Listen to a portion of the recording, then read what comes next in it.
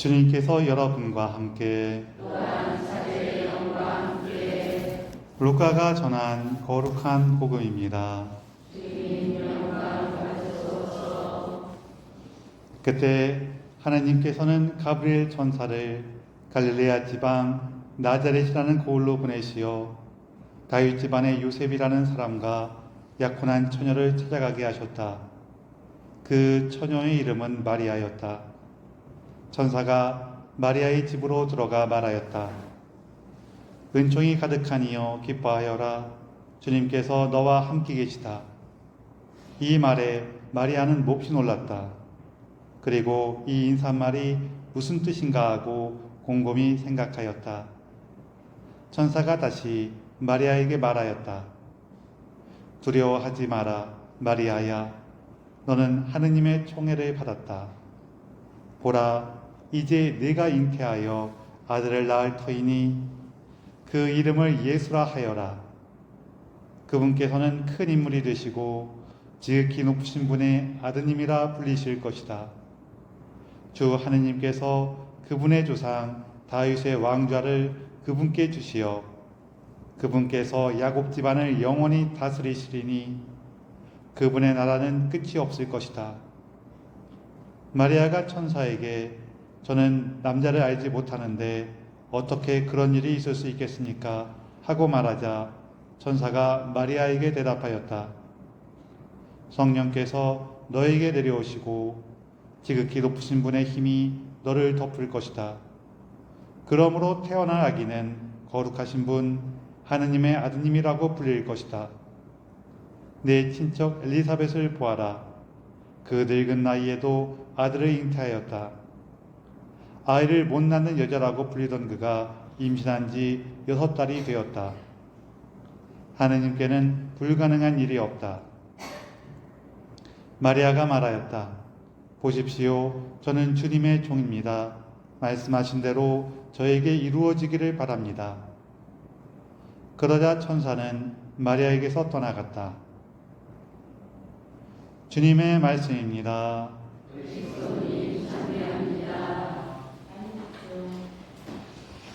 참 예수님, 서로 인사도 좀 나누세요.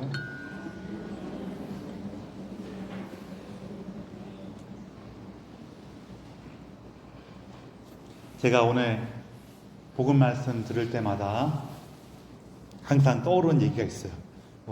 제가 늘 말씀드리다시피 제가 했던 얘기를 또 하고 하더라도 어떻게 들어달라고요?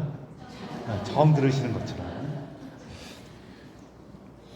저희 선배 신부님께서 어려서 복사를 서실 때 오늘 이 복음, 루카 복음 요 내용이 나오면은 이제 신부님께서 요 내용이 나올 때 이제 복음을 읽으시는데 그 신부님께서 워낙에 이렇게 말이 빠르셨대요.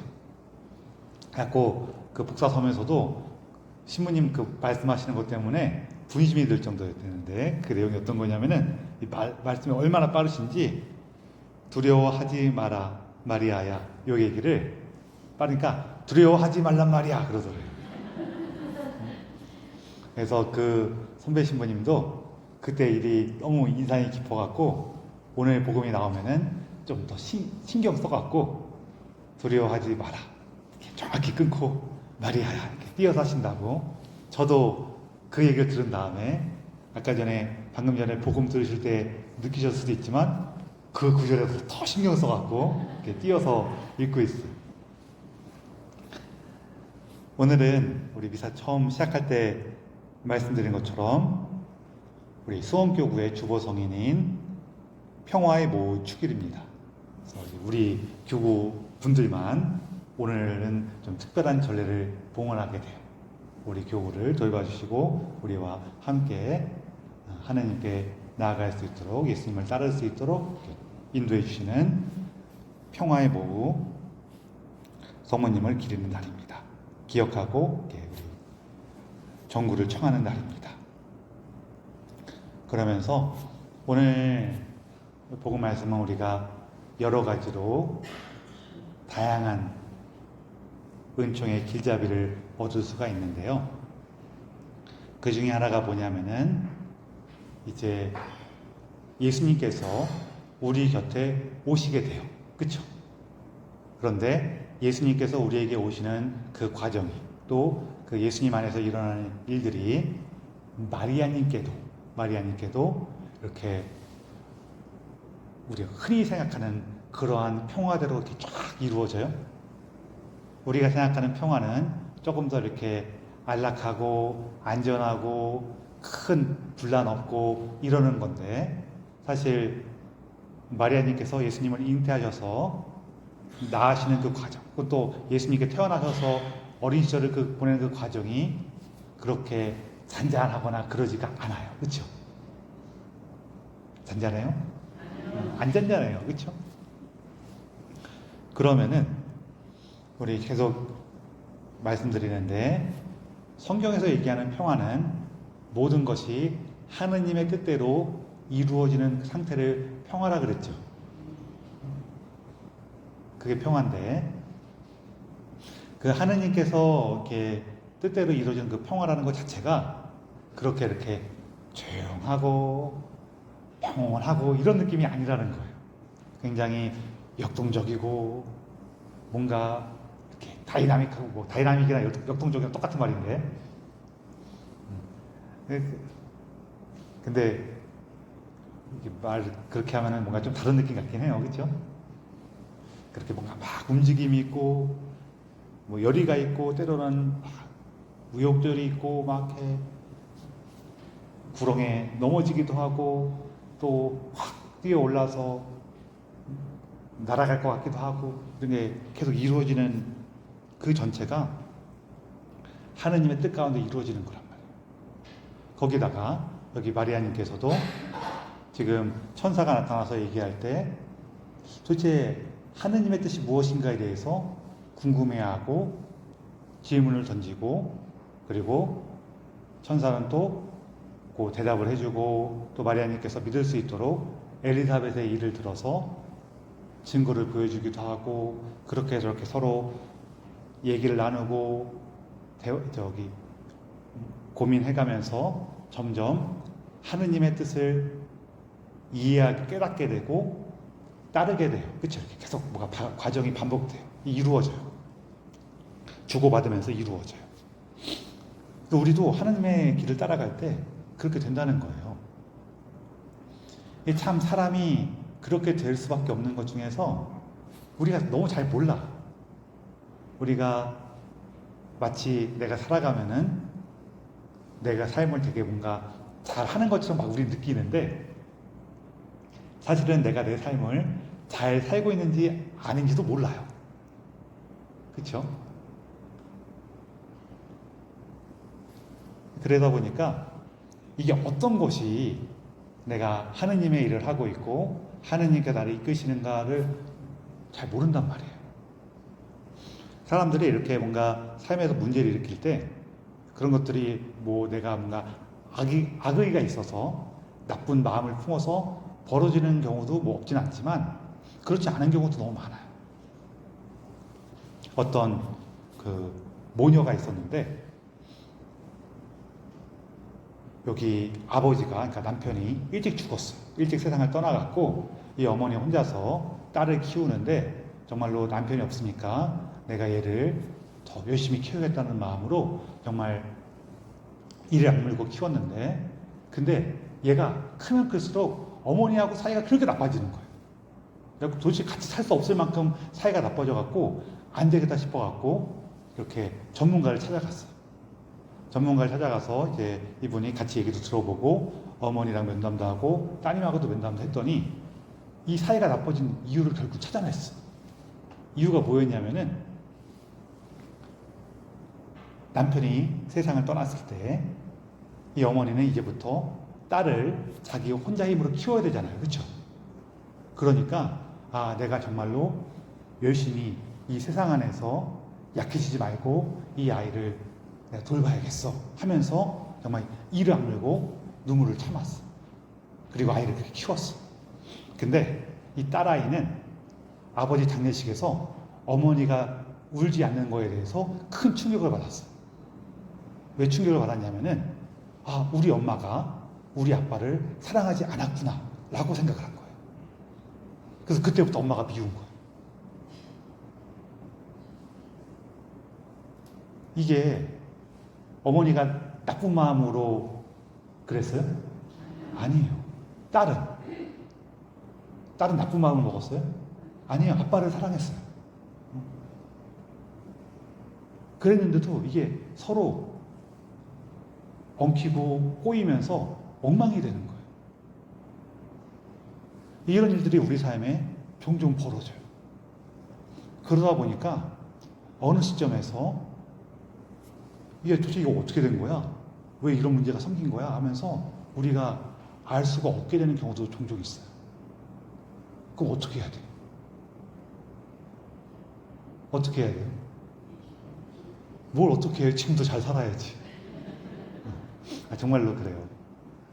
그게 우리가 여기에서 아까 뭐 이 어머니와 딸 사이에서도 사실은 좀 더 많이 이야기를 나눈다든지 조금 더 상대방이 꼭 내 마음 같지 않았을 거라는 거에 대해서 이해가 넓었다면은 다른 기회를 얻을 수도 있었겠지만 우리가 그런 것까지 요구하고 하기에는 사실은 쉽지 않아요.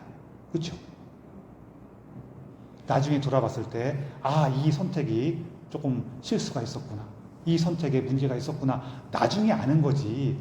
그 시점에서는 잘 못해요. 그래서 우리가 어떻게 해요? 그거를 눈치챈 그 순간부터 다시 하나님, 제가 제 삶 안에서 온전하지가 못했어요. 당신 안에서 당신께 주시는 그 은총 안에 머무르지 못했어요. 그래서 지금부터 어떻게 해 나가야 됩니까? 하고 예수님을 잘 찾고 물어보는 것밖에 방법이 없어요. 그 과정이 이루어지고 나면은 우리가 나중에 얘기할 수 있죠.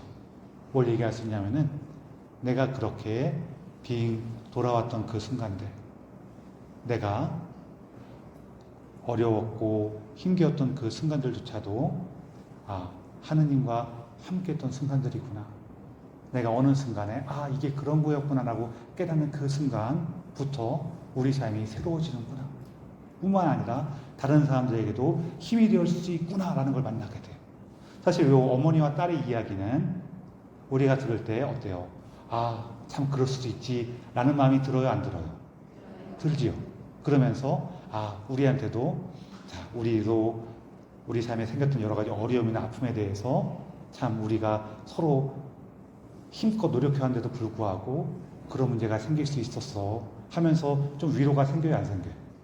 위로를 좀 받을 수도 있고, 다른 한편으로는 그래, 그런 문제가 생기더라도 이게 내 생각이나 내 뜻만을 고집할 게 아니라 또 새로운 길 한번 찾아봐야지라는 희망도 생기고 그러죠.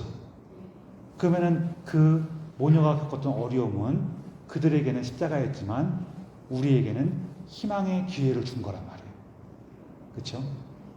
그런 식으로 서로에게 힘이 되어 순간들이 돼요.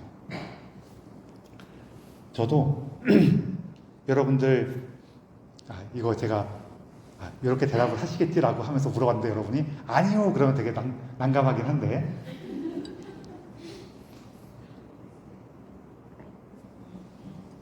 여러분, 저는 그래도 제가 신부니까 예수님하고 같이 있다 보면은 제가 좀 더 평화를 누리고 있고 항상 그 마음이 이렇게 평온하고 잔잔할 것 같고 막 그러죠.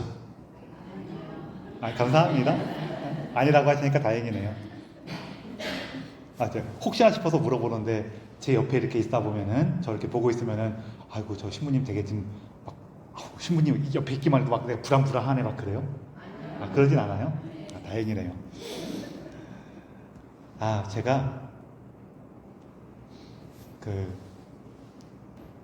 이번 달 말에 우리 주일학교 여름신학교 가잖아요. 이렇게 좀 멀리 가는데 그거 막 생각만 해도 속이 쓰려요. 웃으시라고 한 얘기인데 좀 속이 쓰려. 그러기다가 우리 막 지금 여기 교육관 짓고 성당 이렇게 리모델링 하겠다고 막 계획 세우고 있잖아요. 그러다 보니까 제가 지금 교구랑도 이제 좀 연락을 하기 시작했고, 우리 건설 보호장 신부님께도 좀 조언 좀 구하고 이렇게 그런 걸 하고 있는데, 그런 거 이게 막 신경 쓰기 시작하면은 정말로 말 그대로 속이 아파요. 근데 우리가 늘 얘기하잖아요. 그거 내가 지금 막 이거 어떻게 되지 하면서 속 아플 정도로 신경 쓴다고 해갖고 바뀌어요? 안 바뀌어요. 내가 그거 뭘 못해요. 그런데 참 우리는 신기하게 어때요? 그걸 신경 쓰면서 지금의 나를 막 괴롭혀. 그쵸? 왜 그럴까요? 왜 그럴까요? 뭐 왜 그러긴 왜 그래요? 믿음이 부족해서 그렇지. 믿음이 부족해서 그런 거예요. 그거. 예수님, 제가 지금도 이러고 있네요. 그러는 거예요. 근데 한편으로는 또 어떤 마음이 드냐면은, 그래도 옛날보다는 많이 좋아졌다 그러는 거예요. 우리 마음속에 불안이 이렇게 클 때에는 그러면은 너무 힘들어. 너무 힘든데 지금은 그렇게 뭐가 신경 쓰이고 막 그러는 거는 비슷한 것 같아. 근데 그거를 내가 이렇게 담아내고 버텨낼 수 있는 힘은 좀 더 커졌어. 왜요? 왜 커졌을까요? 믿음이 조금 좋아져서. 그쵸? 지금도 힘든 거는 믿음이 부족해서 그렇지만 옛날보다는 지금 믿음이 좀 더 좋아진 것 같아요.